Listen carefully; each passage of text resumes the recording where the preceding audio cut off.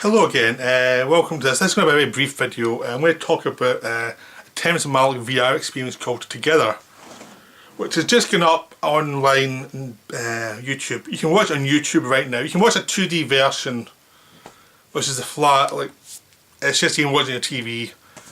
You can watch it if you want. You know, I don't see what the point is of watching that one, but if you're a Malick purist, go ahead. I'm a Malick purist, but I watched it in VR. The VR headset and everything, and that's the way you see it because of what Malick does with VR. He's doing this thing with his the VR setup where he is just looking at the experience of what the space provides within a basic setting. The basic setting he's working in is this one room. Now, in the one room it's lit very darkly except for these bits of cloth all around the room are floating down, and they're going to have things projected on them, images projected on them. And in the centre of the room where you are, there are two men dancing. And you probably think that sounds like the most pretentious art house garbage. This should be a show for art students. You know, it sounds so art studenty. And I think you can. And it could be interpreted as that, but because it's Malick, he does his own thing with it.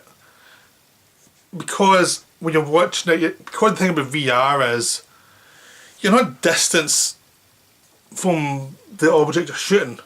The object you're shooting is like, it's like sitting opposite, like if you're looking at me and I'm looking over there towards you, it's almost like they're standing like about 2 feet away from you. And you can see the whole body. It's not short so you can see a bit of the body so you can stylise that to make them look cool. You're seeing the whole body, you're seeing the imperfections.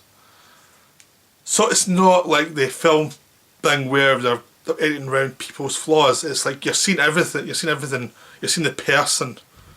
You're seeing two people, so you can turn around, back, forward, in the VR experience.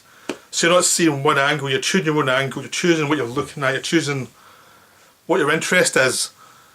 So you can be looking at the ballet dancers, or you can be looking at the backgrounds, which is changing slowly but subtly.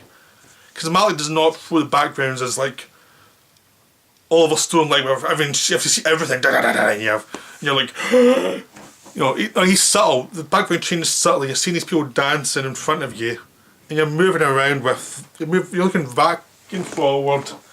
And the background's changing, and he's cutting every so often to different angles. You're seeing a distance, so you're close up, then you're seeing them from a distance. You're seeing them interpret things as from people right close to you to people from being far distance from you. And he's using distance for emotion, so you're taking in them against the background, against these things projected on the screen. And other times you see them close up, and the background project on the screen in the background, so you're all seeing it from a different angle. And it's a big difference. It's not exactly theatre either. Theatre you're watching from a distance, so everything's been planned out for that person looking a bit small in the distance compared to the background, or they're coming closer to you, but they're doing all the work. And here it's where you move the camera to see everything. And Malick shows how you cut in VR and how you cut for emotion within VR, and how emotion is important, and how the length of the shot's important, because it gives you a chance to look at things and figure things out. Then you're cutting to somewhere else, you get a different emotional experience.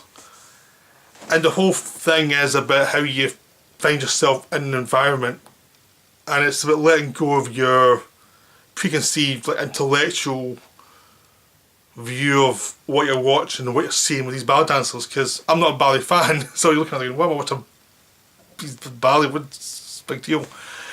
And then you start to get much more interested in seeing them in a landscape and seeing them close up, and it's like humans versus landscape, and it becomes all about this, about people being together and apart in this epic world.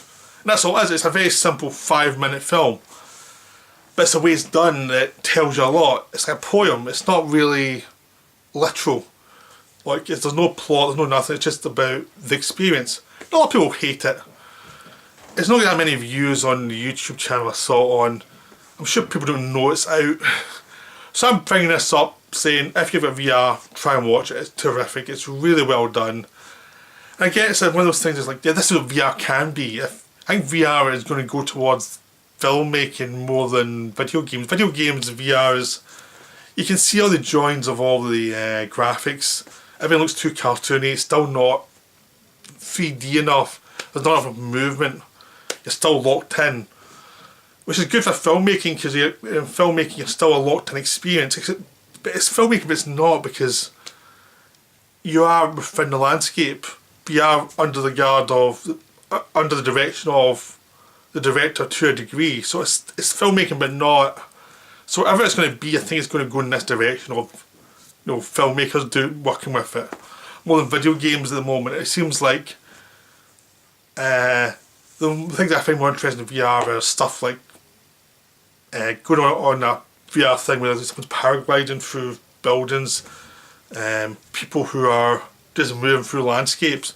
It's so much more interesting than a lot of video games. It's just more unique and more intriguing. And once they find the language of that, like how to do something that's dramatic with it, I think you'll find a whole new medium, a whole new world. And once the VR gets rid of all these bloody wires, then that'll be the other big thing, is get rid of the wires and have everything connected to the body and in the headset and nothing else. Then you'll have something really cool. And I hope you enjoyed that. I'm trying to be vague enough so you get the idea of what the thing is, but not telling you. I didn't tell you how it ends. I didn't tell you a lot of other things about it. Just give you an impression of what the thing was, and to urge you to try and watch it if you've got any VR stuff. Okay, I hope you enjoyed that, and I'll be back soon.